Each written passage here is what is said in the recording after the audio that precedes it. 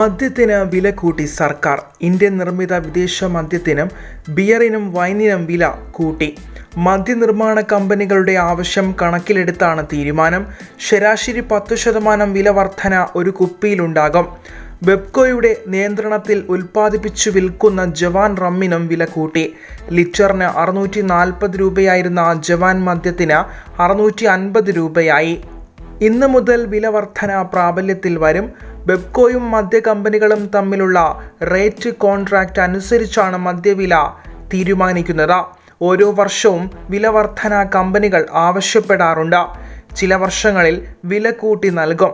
കമ്പനികളുടെ ആവശ്യം കണക്കിലെടുത്തും അവരുമായി ചർച്ച നടത്തിയുമാണ് പുതിയ വില തീരുമാനിച്ചതെന്ന് ബെപ്കോ CMD ഹർഷിത അട്ടല്ലൂരി പറഞ്ഞു. ചുരുക്കം ചില ബ്രാൻഡുകളുടെ വില കുറഞ്ഞപ്പോൾ ചില ബ്രാൻഡുകൾ പഴയ വിലയിൽ തന്നെ തുടരുന്നുമുണ്ട്. ജനപ്രിയ ബിയറുകൾക്ക് 20 രൂപ വരെ കൂടിയിട്ടുണ്ട്.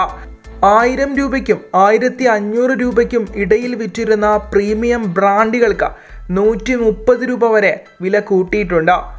എഥനോളിൻ്റെ വില കൂടിയത് ചൂണ്ടിക്കാട്ടിയാണ് മദ്യക്കമ്പനികൾ വില വർധന ആവശ്യപ്പെട്ടത്.